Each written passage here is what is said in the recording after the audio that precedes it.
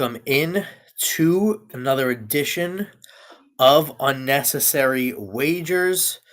Uh, it is time for another week of picks. It is getting to the most depressing part of the year, in my opinion, which is the end of football season. I had a week, we'll get into everything, but I had one of those weeks where I just couldn't hit a thing. I just could not hit a thing. I was 2 for 10 on the picks. I was horrible, just awful for me. It was a terrible week. I feel like it was a lot of unexpected stuff happened this week. Off the field, I guess, too, but in terms of the games, um, I never thought, and I talked about it on the show, I never thought Indiana would win. Neither did I. I never thought Duke was going to win. I was hoping they would win, but I was all in on Virginia laying the 3.5. That was a stunner. But the Indiana one was a stunner. Even going into halftime with Ohio State only having 10 points, I still didn't think Indiana was going to win that one. I just had one of those weeks where it was tough. It was a week where I just couldn't hit a thing. I hit my lock in college football, but everything else was just really terrible. For the picks that I put money on, I was actually pretty good in the NFL this week. I was pretty good in the NFL. I got 6 for 8 in the NFL. My only bad picks were the Bears, which is a rough one. Not terrible, but a little rough. And I also had the Chiefs, which maybe I could have covered that if Travis Kelce catches that ball. I mean, how many times? I mean, Mr. Pfizer has been terrible this year. Well, so that was a big thing. Like I was having a bad weekend. I was actually on the Packers. I did get that one. I was on the opposite side of you on that one. And that was, I mean, it was probably the best game of the weekend in professional football. It was a great game, but I felt like I was never, I don't know. I felt like I was never worried about the Packers covering the whole game, even when the Bears tied it up. I still thought the Packers were going to go down and score. The game ended in a very Bears way. It did, and Jordan Love was actually terrific. He had a great game, but I was having a bad weekend, and so I did try and end it with the Chiefs and try and get on them. And yeah, it was tough. I do think, but they couldn't do anything offensively, which I think was semi-predictable with the way their offenses played with the line, and the Texans' defensive line is terrific. But the play, rather than the bad play of Mahomes, but the play that was the big play, in my opinion, was it was 10-0 at halftime. The Chiefs came and tied it quite quickly, and the Texans couldn't move the ball at all. And the Chiefs went for a 4th down in their own territory, pretty deep in their own territory, in a tied game. Now, it was a ball that should have been caught, so it's different if it's caught. But that decision, to me, cost them the game because I would have punted that. You've got your defense playing hot. The Texans can't move the ball. You can't really move the ball either, but you give yourself a chance. And you look at the Texans, the only points they scored in second half were balls that they got deep in in the defensive territory. Yeah. I thought that was a rare. It's tough to criticize Andy Reid, but a rare, just not smart move. Yeah, by him, and especially I think it's a smart move with like the 2023 Chiefs or the 2024 Chiefs, but with that team that was playing this year and that night, it didn't make a lot of sense to me. Or maybe if you were playing some juggernaut of an offense, but the Texans, they're like the Iowa. They're not playing a juggernaut on defense.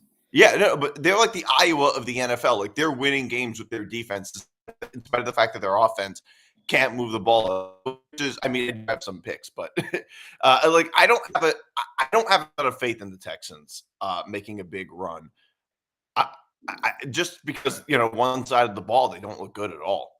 Yeah, I mean the only thing that's scary about the Texans is their defensive line, and defense travels better than offense. But it's scary, and they're in a division right now that is the Colts. I think are finished. We said they probably weren't going to make the playoffs. on the last show. Daniel Jones broke his leg or tore his Achilles, one of Yes. them, and he is done for the season. So the Colts are in serious trouble, especially with their schedule, which opens it up well for the Texans and the Jaguars to have a battle for the division. Um, I would still probably lean more toward the Jaguars winning the division, but yeah, the Texans are dangerous, and it was shocking. That was bad. Cincinnati was bad. Joe Burrow had not thrown an interception all year. I know he was injured for a lot of it, so that's a dumb stat. But he threw 2 interceptions on 2 plays. One of them was horrific that ended up in his pick six. The other one was batted down, and the Bills went on to win Yeah, that. I won both those. I had the Bengals plus 5.5 and the over. Yeah, yeah. So that was sort of. I mean, they can still technically do it, but that was it for the Bengals pretty much. Um, they had to win that game. They would have had a good chance, especially considering how Baltimore and Pittsburgh are playing. But I'll get to that in the picks. But obviously, the big story of Well, another big shock: the Saints beating the Bucks outright. yeah, yeah, that was a big shock, and it's wide open now for Carolina to come in and take that division, which would be unthinkable. I mean, imagine telling someone in August that in December um, there was a chance the Carolina Panthers could win the division, and going into the first week of December, the Patriots and the Bears were the number one seeds in their conferences. Yeah. And the Bears, by the way, are now the 7 seed. That's how Yeah. important that game was. Um, but it was a well played game. I just think that the Packers are better than the Bears, and that's what I don't think that the Yeah. Bears did anything necessarily that was like, oh, they did this and that's why they lost. I just think the Packers are a better team. Packers are a better team. Yeah. But I will say, I mean, right now the Packers are a better team, but the trajectory that the Bears are on, um, since hiring Ben Johnson, I mean, the Bears have to be the most improved team from last year to this year, other than maybe other than maybe the Colts. The Bears have to be the most improved team, and if Well, they, yeah, I mean, if you look at the jump from how many games did they win last year? 4, 5? right. But you could also say that it's sometimes. I agree. They're an extremely improved team, but sometimes the ball bounces your way, right? So that they had a Yeah. blocked field goal against the Raiders to win the game. They had a really bad turnover by the Commanders that won them that game. So they also have Sure. had the ball bounce their way, definitely. And this was the Right. first game really where it didn't.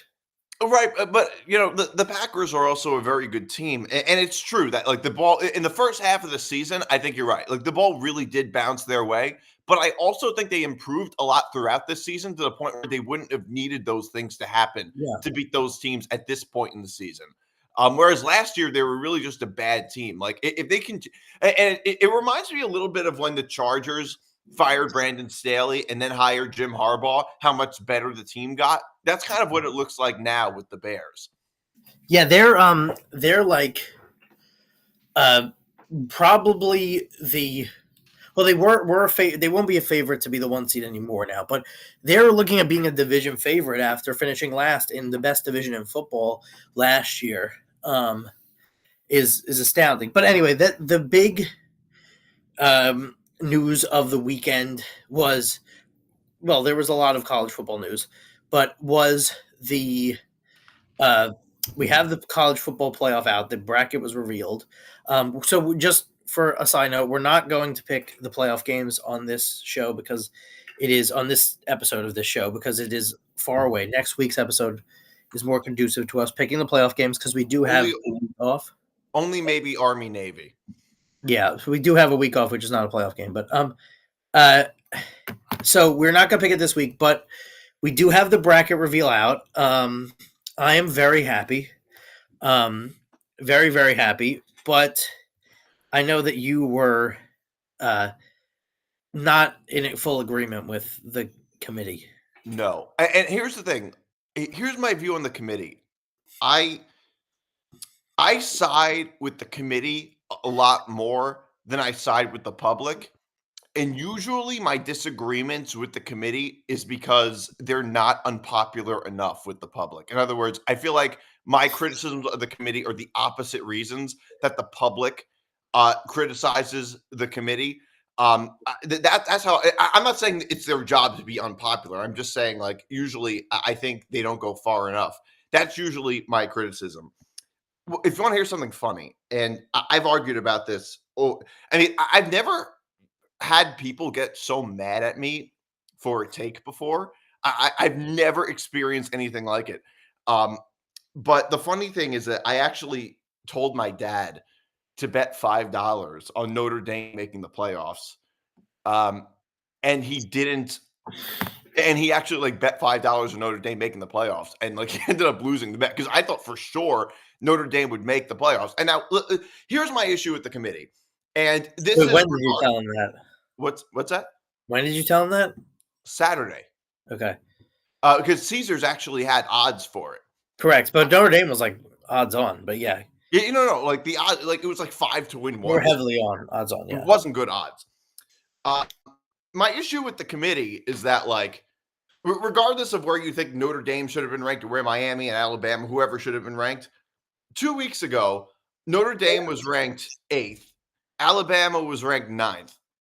And then the next week, after Alabama struggled to beat Auburn and Notre Dame blew out Stanford, then they swapped Alabama and Notre Dame for really no. I'm not saying Alabama should have been dropped, but it's like in that like why would they swap Alabama and Notre Dame when nothing even happened? Like that just hurts their credibility. Well, the way they did it was odd, but the Really conclusion odd the that way they they came did it. It's to. like here's the thing with the committee. What they have to do is they have to set the stage for the next week so they can justify their ranking based on what they did the week before. You can't swap teams for basically no reason because that's how you lose Well, credibility. but it's essentially like it's essentially like a political poll where you could have political polls going up in weeks into an election. The only one that matters is the final one, right? So it's similar to that in that the only one that matters is the one that's official, and the other ones are stuff to look at, but they're not the official thing. But the No, fact of the I think it's matter is, different. I think it's different though because a political poll is just the public changing their mind. This is the committee saying these are our rankings, and then just changing them when nothing happened. It's like, well, well, but the point is why did that change? yeah, but the point is to say that a political poll is not finalized of what it will be, and this is not finalized of what it will be. And the fact of the matter is that there was no metric. First of all, it seems that for a while, the argument was about Notre Dame and Miami, and I think that Notre Dame, who is complaining, it's rich. As someone who hates Notre Dame, the amount of complaining is lovely, but it seems they're more complaining about Alabama because they realized, first of all, that there was no metric by any means of which Notre Dame should have been in over Miami. They were similar in record, they were similar in strength of schedule, they were similar in almost everything except Miami had beat them head to head, and also Miami had done better against similar opponents than Notre Dame had done. So it seems that Notre Dame has accepted that Miami was going to get in over them no matter what, which we knew. I think a lot of people thought the committee was going to do because the committee, two things happened. I think one, the committee was bullied by the public because going into the last week, there was a big public and television movement to make sure that Miami got in, which they should have been. And the other thing that happened was they were going to do this. I don't know why they had done it. There were weeks where Notre Dame was way ahead of Miami, and then they had switched it. I think they knew that if they had put it in Miami over Notre Dame, they would have set a very dangerous precedent that would have had effects on college football, and that was why Miami was in. I think the bigger complaint that Notre Dame can have is against Alabama because Notre Dame doesn't really have a case against Miami, maybe against Alabama, but I still think that you cannot punish a team for going to their championship game, no matter what. If they think that Georgia is a number, what do they put Georgia at 3? If they think 3 is number 3, Alabama went there and won. Alabama's only other loss besides Georgia it was Florida State, which was bad. Oklahoma, who's another playoff team, and Alabama is playing in a conference which Notre Dame is not. Notre Dame does not have a chance to go to a conference championship, and clearly the committee does not put much emphasis at all on a championship game because they kept Ohio State at number 2 when they had just lost to Indiana, and they had Georgia at 3 when they had just skull fucked Alabama. So obviously that doesn't matter, and frankly, I don't think it should, because you are then punishing teams for going to the conference championship, and you could create a scenario where a team doesn't want to go to a conference championship because they think it would hurt them. So I think that all of that was correct, but I think that this year will almost guarantee, which I know that you won't want, I'm lukewarm on, will almost guarantee that they will go to 16 teams. No, I think they should. Okay. I think they should. Well, okay. So here's the thing with Notre Dame and Miami. I don't agree. 99% of people seem to disagree with me who aren't Notre Dame fans. I'm not a Notre Dame fan. The only thing I like about Notre Dame is that I like Marcus Freeman, but that's about it. I'm not a Notre Dame fan, but I think that Notre Dame should have been ranked ahead of Miami because, look, I care about the head-to-head, but in terms of the two resumes of these teams, Notre Dame's resume was much better than Miami's. People are saying that because they had the same record and Miami had the head-to-head, that means Miami has to be ranked ahead of Notre Dame. And I would say, no, they don't. Historically, this has happened over and over again, including earlier this year in the earlier rankings with Miami and Louisville. So just because they have the same record doesn't mean their record is the same.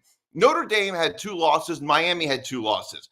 Notre Dame's 2 losses were to Miami and A&M by a combined 4 points. They were literally 4 snaps away from being undefeated.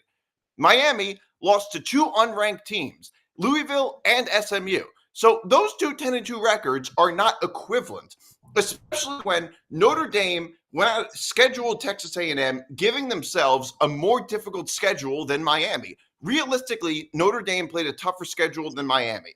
Outside of the head-to-head matchup between Miami and Notre Dame, Miami played nobody.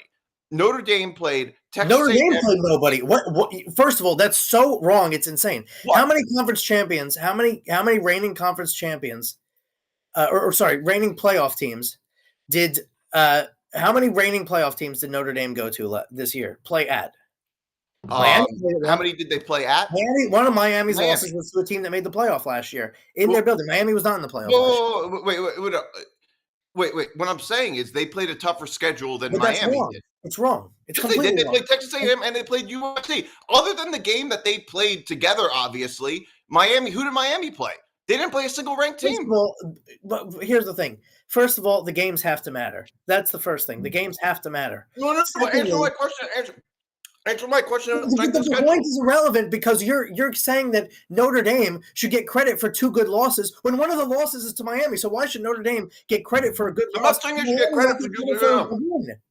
That's not what I'm saying. I'm not saying they should get credit for 2 good losses. I am saying that Miami's losses should count worse against them than Notre Dame's because Miami's losses were how much should the win count for? The Notre Dame Dame's not good. Miami beat them.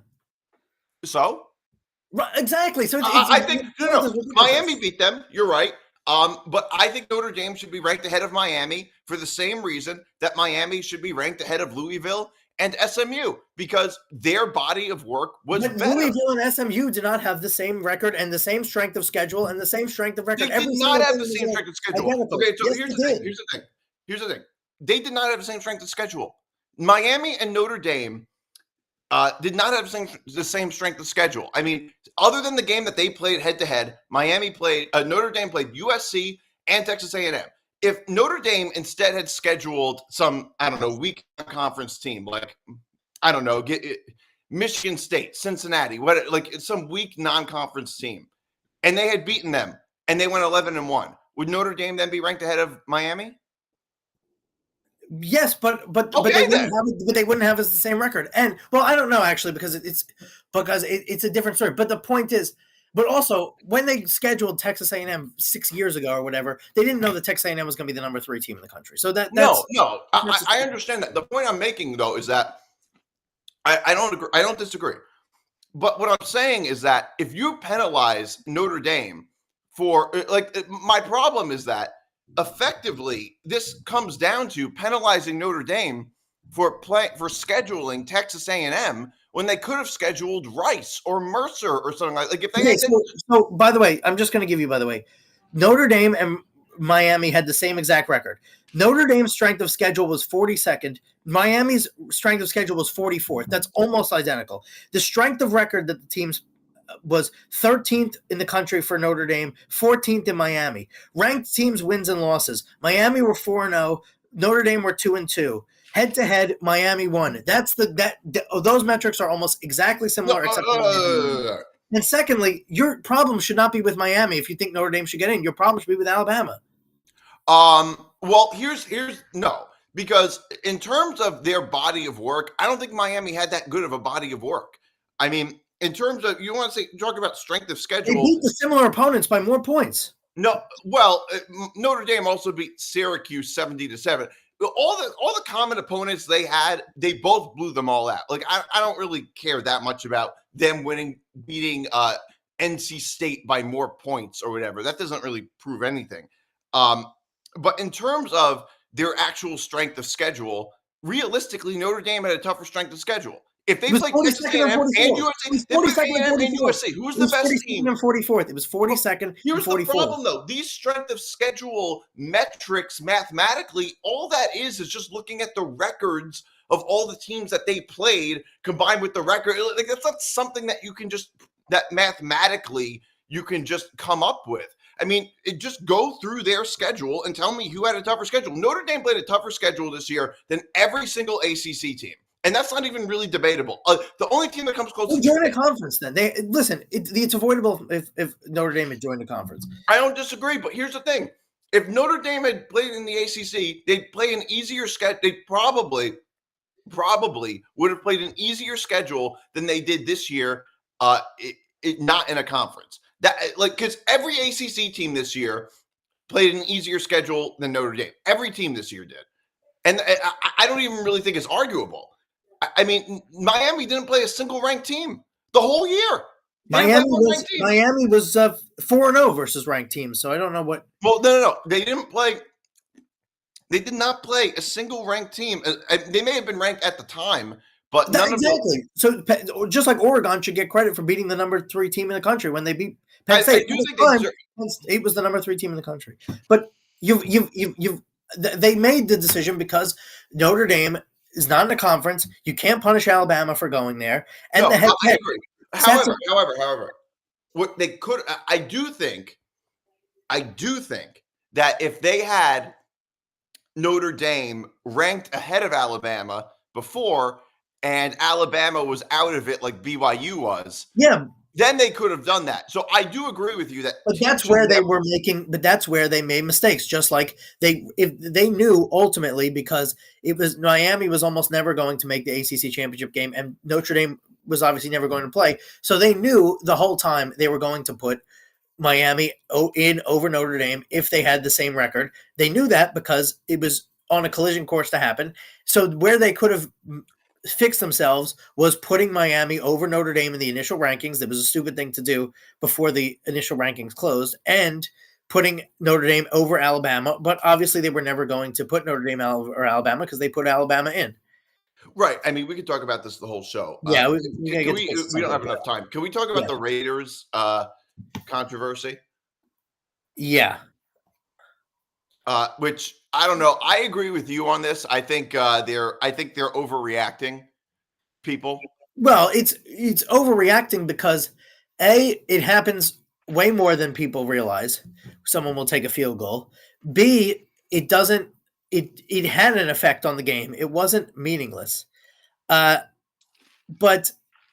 the people that are saying that it was rigged.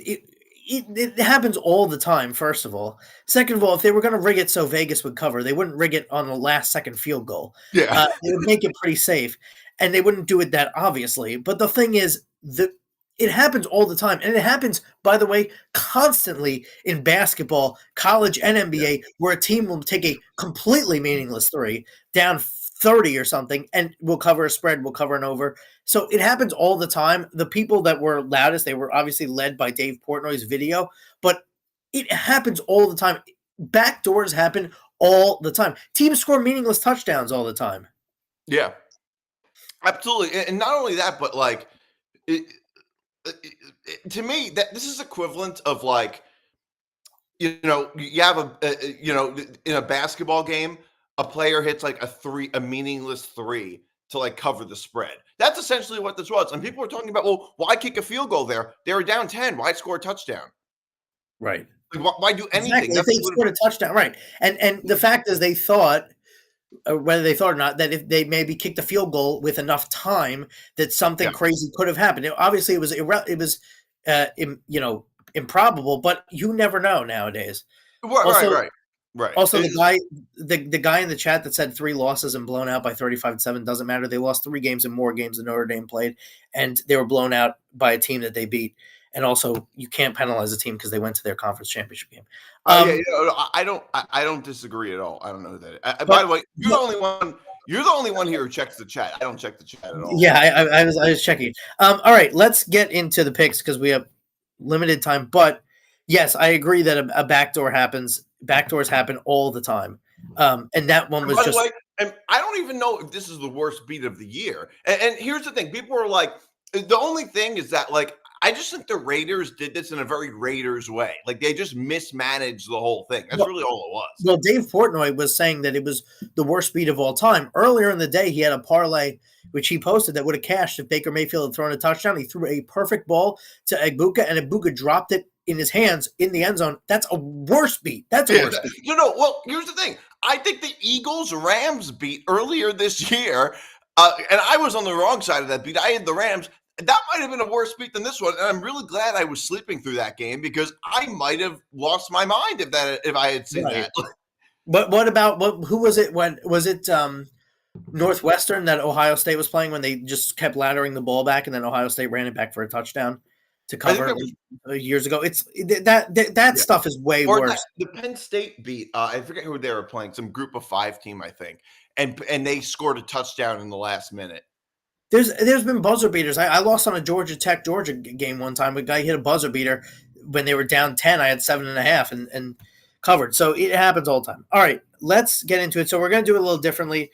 We're going to do 7 NFL picks and then 3 picks of whatever sport that we choose because we're going to hold off on picking the playoff. So two picks for each unit. Is that how we're doing it? Yeah. Correct. So, okay. All right, so I'm going to start off. I am taking the Panthers laying 2.5 against the Saints. I would feel better about the Saints covering if they had lost to the Buccaneers, but I don't think that they're a team that's going to upset the division leader twice in a row. The Panthers are tied for the division lead. So I like the Panthers laying 2.5 here. All right. So I like the my 1 unit pick is one of my first 1 unit pick. I am taking the Cardinals plus 9.5 against the Texans. I think that sometimes teams that have nothing to play for are the most dangerous, or when they're at their most dangerous. I'm not predicting they're going to win this game outright. The problem with the Texans is that they can never get their offense right. And when a team can't get their offense right, having them covering 9.5, I think is a little tough. Yeah. I just think that I don't have a ton of faith in the Texans right now, but I think the Cardinals cover the spread. I think you never know with the Cardinals. You really never know with them.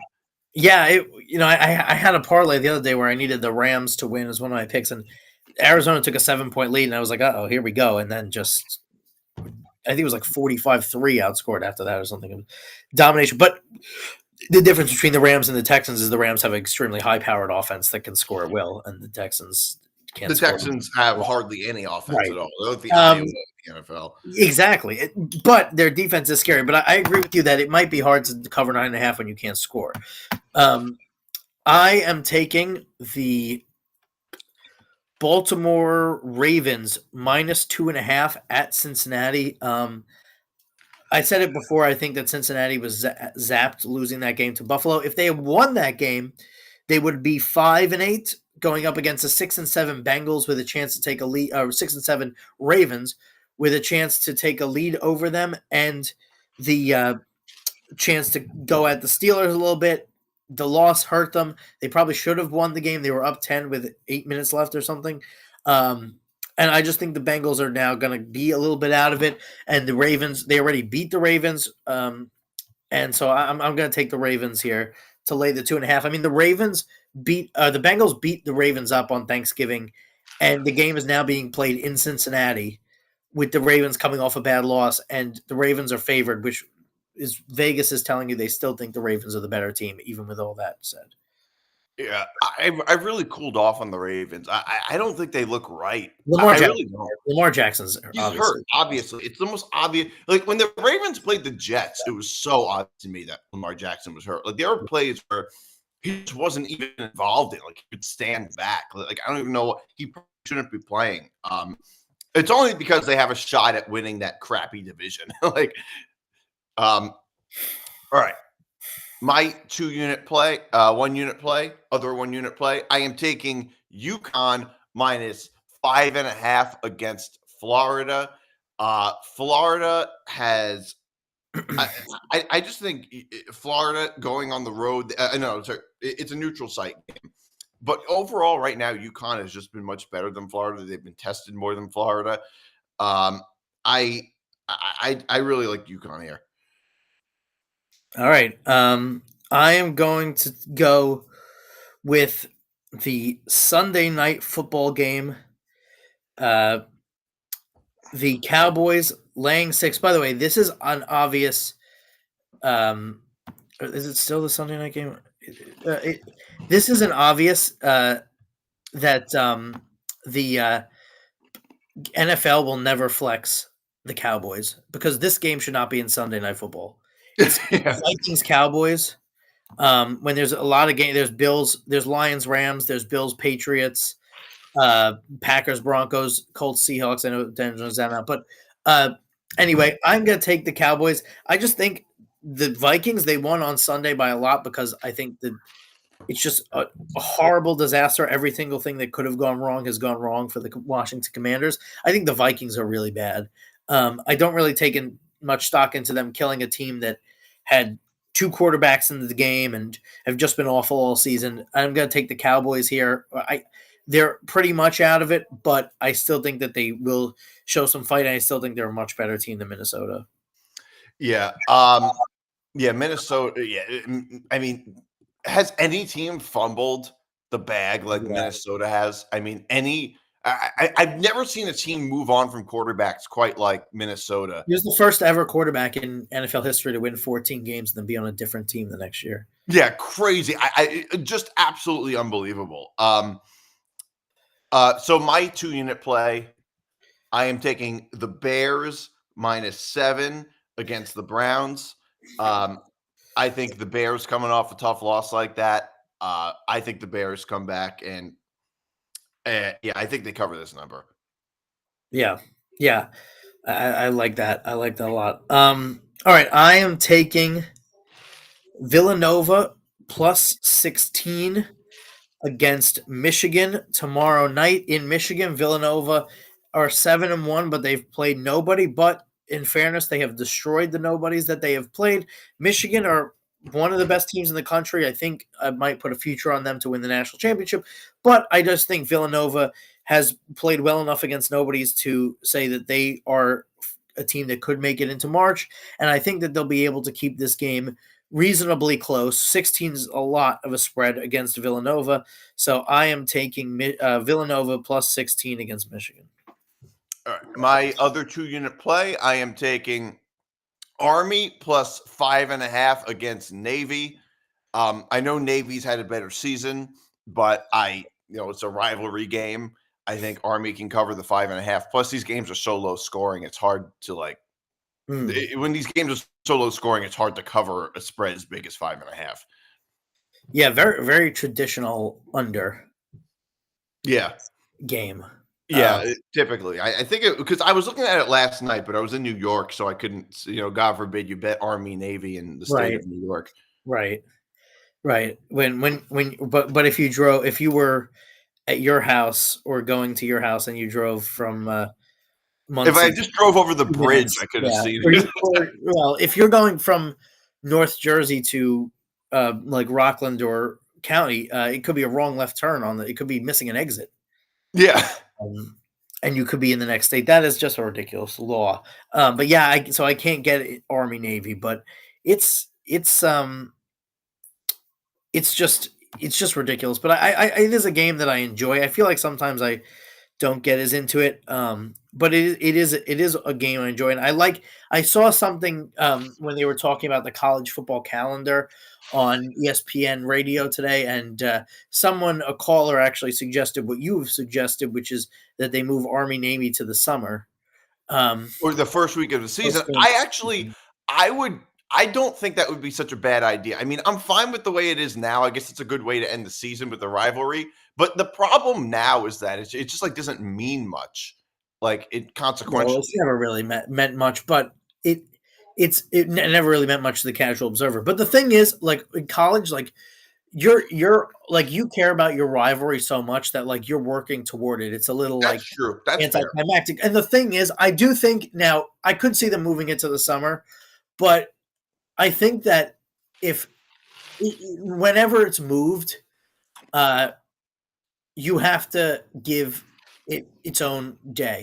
Like it should be a Yeah. standalone No, game. absolutely, absolutely. I don't disagree with that at all. Whether they have it at the beginning of the season or at the end of the season, it should be. I also think the national championship game should be the Rose Bowl every year, play on Agreed. Yep, New agreed. Year's Day. That's the perfect way to have the calendar. I hated when it got overshadowed because it was the day of the Damar Hamlin incident. But when Penn State last won the Rose Bowl, they played it on January 2nd because January 1st was a Sunday. Yeah. I hated that January 2nd Rose Bowl. But yes, the Rose Bowl should, and the thing is, the Rose Bowl should always mean something.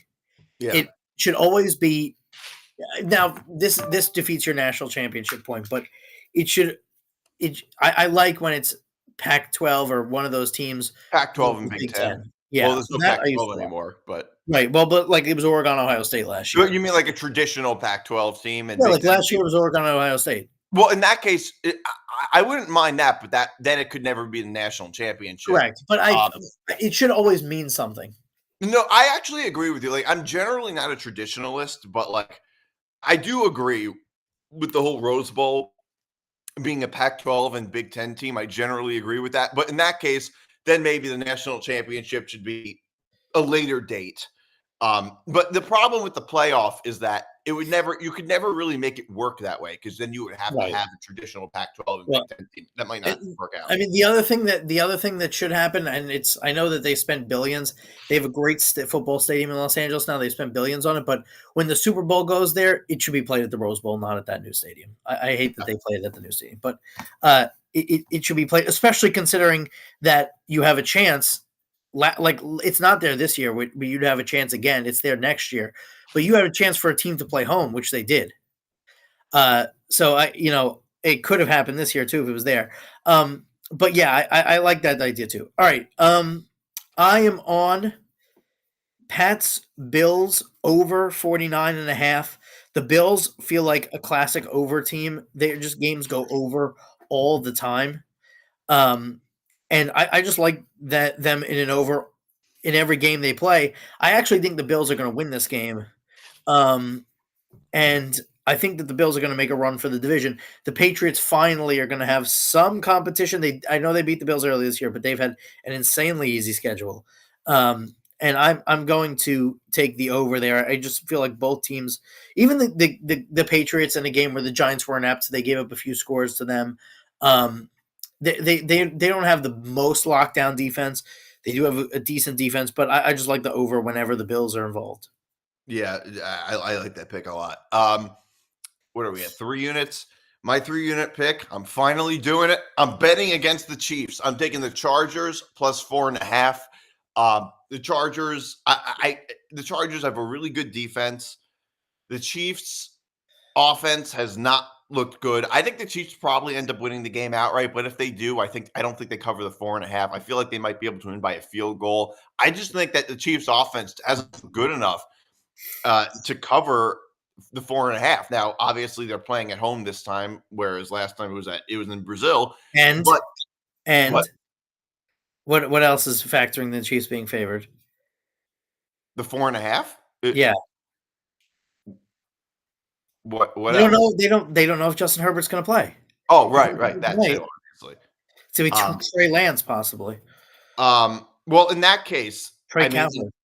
In that case, then I'm just assuming Justin Herbert's going to play. Right. I don't know that for sure. But, yeah, we don't know yet. Yeah. But I'm saying that, and I'm not even saying that even changes the pick much. I'm just saying that that's why I don't really think that changed. I think the Chiefs would have been favored by that anyway. Well, yeah, possibly. I don't know. I don't know. I don't think that feels like a number that will go down to. Like I feel like the probably will, but I think that they would have been favored by 4.5 with Justin Herbert playing. Like that's why I think that Vegas thinks that he's going to play. It would also be the funniest thing ever if the public started fading the Chiefs and then they just started winning. Like people exactly freak out. Well, that sounds like something that's not the most Chiefs thing. Like imagine if the Chiefs end up winning out. That could happen. Like that would be like the most Chiefs thing. All right, I am going to take the. What are we on now? 4? 3. Oh yeah, with the double 3. I am going to take the Eagles Raiders over 38.5. I mean, that number jumped out at me. I know the Eagles on offense has been a little inept, and the Raiders stink. But that's the point. The Raiders stink. I can see the Eagles having a bit of a breakout offensive game there, and then you don't really need much from the Raiders to cover. That's just a shockingly low number, especially with the defending champions involved. Yeah. All right. So my 5-unit play, I am taking Army Navy under 38.5. Shocker. I think that Navy wins this game like 20-17. Yeah, I that would actually be high scoring. Yeah. What I think. I mean, our Army Navy is like always traditionally low scoring. They're like it's that's the thing about the summer is like the biggest problem that you have with the summer is like you like to see the cadets in the jackets in the cold out there, football weather always. I also think, by the way, that both teams normally play this game in the middle of the year, but one of the teams should start the season with Air Force and just bookend it. Air Force, Navy, Air Force, Army, and Air Force, and that's like because a lot of people forget. Like I kind of feel bad for Air Force because a lot of people forget that they exist, and normally those teams never play at a neutral location. Like that could be in a neutral location, but Air Force, I definitely feel true. People forget about Air Force. It also doesn't help that Army is in West Point and Navy is in Maryland, and then Air Force is in Colorado. Like that's a little that part's a little strange. It is. I am going to take 5 units. I am going to take the Jets Jaguars over 42.5. I just think the Jets defense is atrocious as it was on Sunday. First time ever Tua had won in less than 40 degrees and he put up a lot of points. We both were on the Jets. The game was like over 5 minutes in. Yeah. And you know, that was that. I do think that I know it wasn't the greatest debut, but I do think that you have to let Brady cook for the rest of the season. I think. Would you agree with that? Yeah.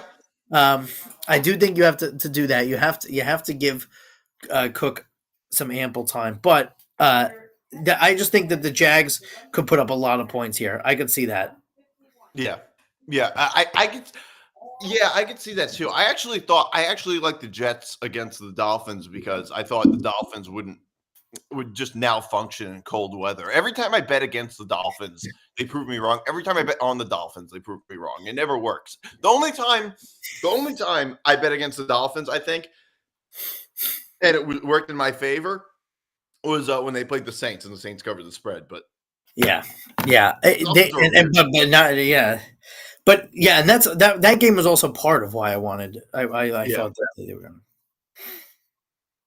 Yeah. What are we at? 4 units. Bucks minus 5.5 against the Falcons. Look, coming off a tough loss like that against the Saints, the Falcons are terrible now. I mean, the Falcons might be one of the worst teams in the league right now. One of the 5 worst teams in the league. I think the Bucks kill them.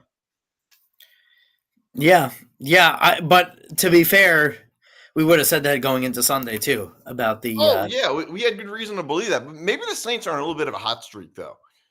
Yeah, I mean, I think that also Tyler Shuck is playing sort of so that they don't draft a quarterback.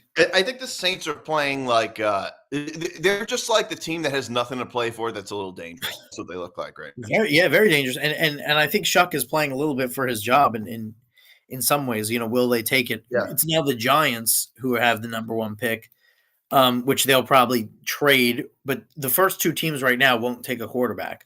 The Giants and the Titans. So it'll be interesting now to see what they do. All right, my 5 unit.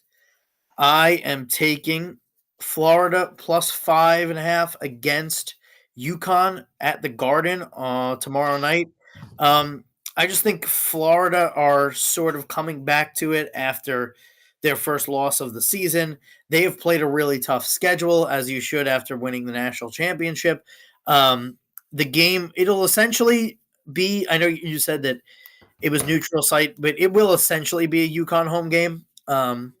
It's at the Garden. But Florida's schedule has just been insane. They just, had a crazy game against Duke on, it was last week when they played Duke, and they barely lost there.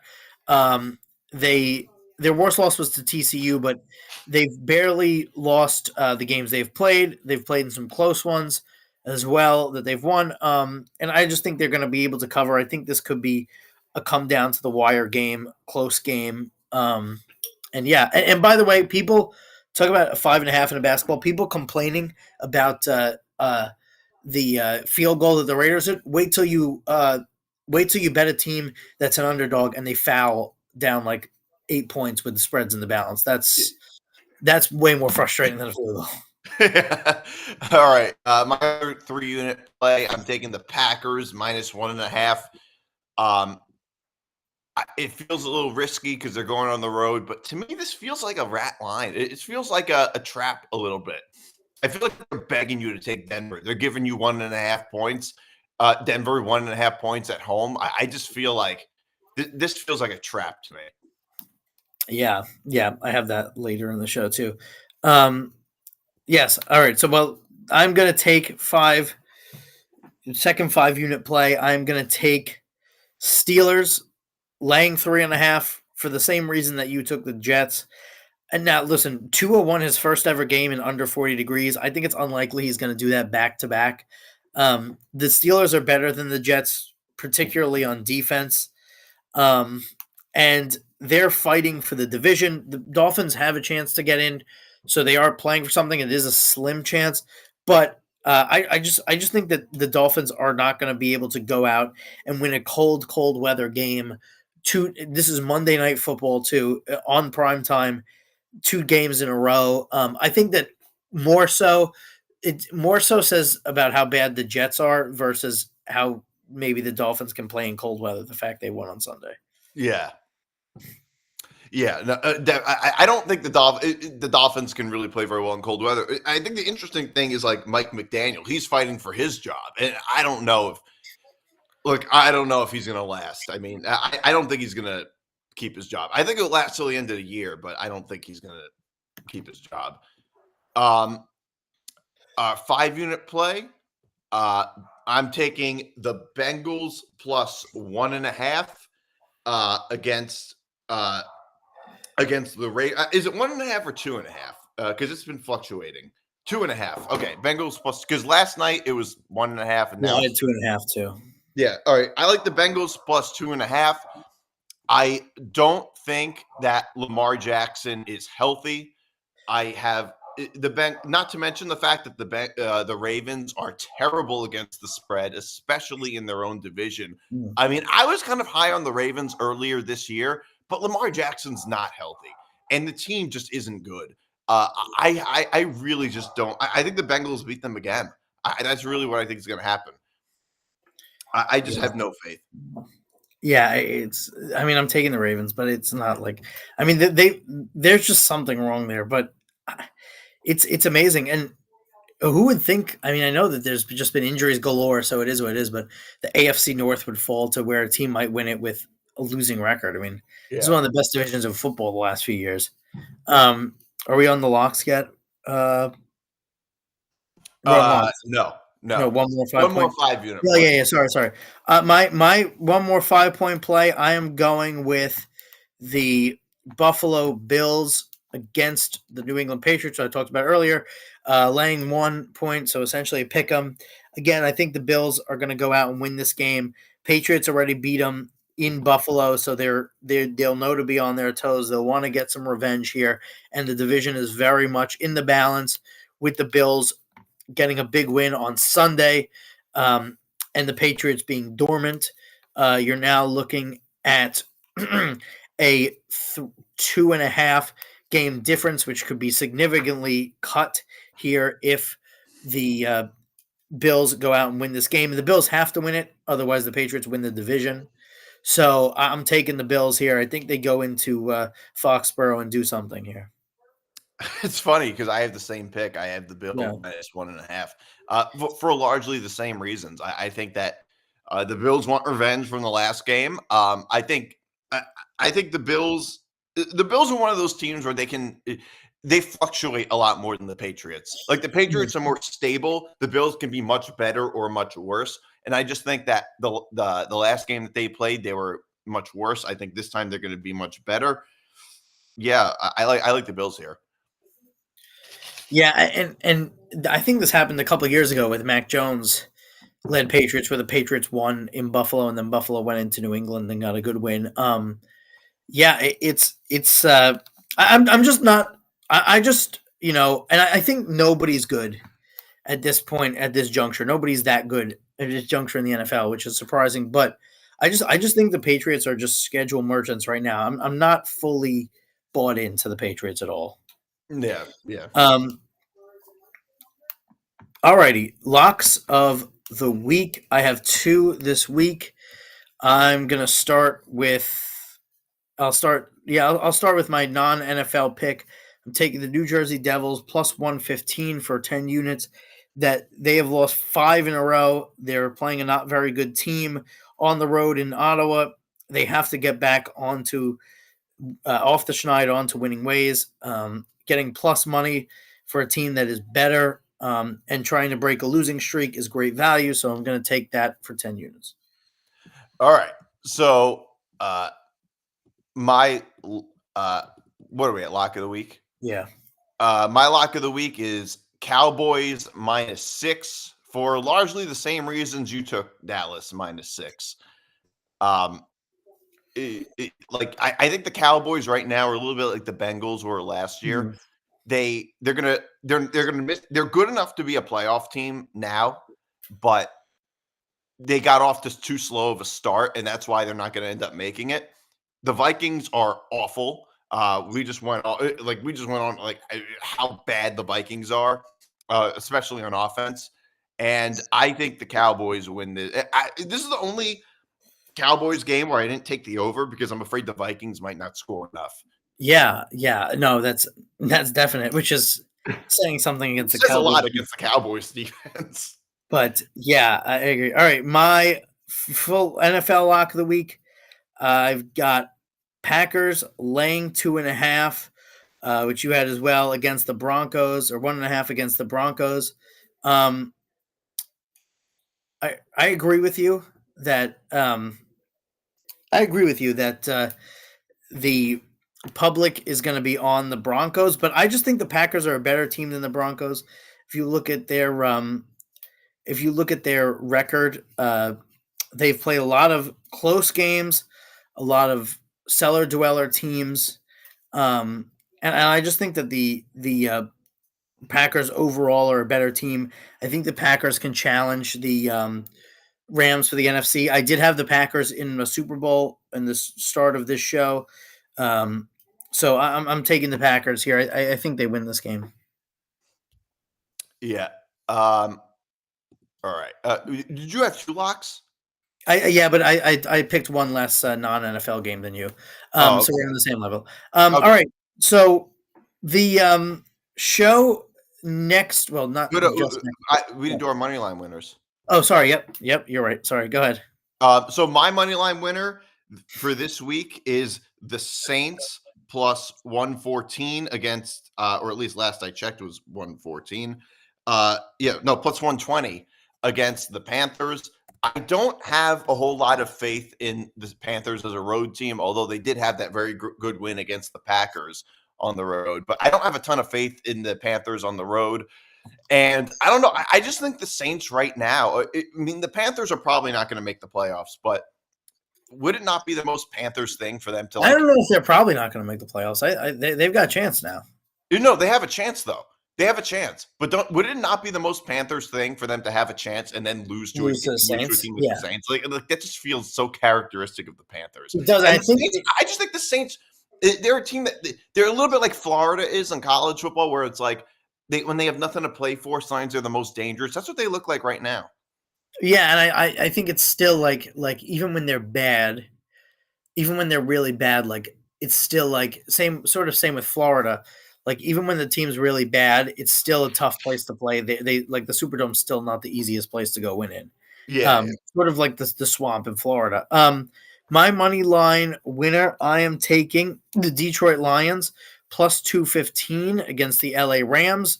Lions are in a push for the playoffs. They got a big win on Thursday. I don't think there's a ton of home field advantage ever at SoFi. So that doesn't deter me. I still think the Lions have some good pieces, although their defense has not really been up to par this year or what they have. So I am taking the Lions plus 215 to beat the LA Rams. Yeah. All right. So this show next week, not just next week, but for the whole duration of whatever the show lasts, starting next week, will not be on playback anymore. Playback itself is going to be no more. We will be shifting off of playback and keeping ourselves on everything else. YouTube, I think we're on Twitch, Kick, all of the stuff that we're on right now. Wherever you find us right now, we're still going to be on, but we will not be on playback starting. This is the last episode that will be streamed on playback. So we are going to be on everything else. It'll be the same show. We'll be back to college football picks next week because we'll be getting into the playoff. But this is the last show that will be on playback. But again, we will be on everything else for the rest of the duration of the show. Yeah. So no more playback, but the show will still go live. You can still watch us anywhere else, just not on playback. All right. Thank you guys for tuning in again. We will see you on those platforms next week. Enjoy the next week of NFL. Enjoy Army Navy. Good luck with the bets, and we will see you next week. And you can follow the show at MTGP ETB. This is like a spinoff of that show. So you can follow Empty the Bench Network at ETB Network, and you can follow me on Twitter at Nick Dmart. So see you guys.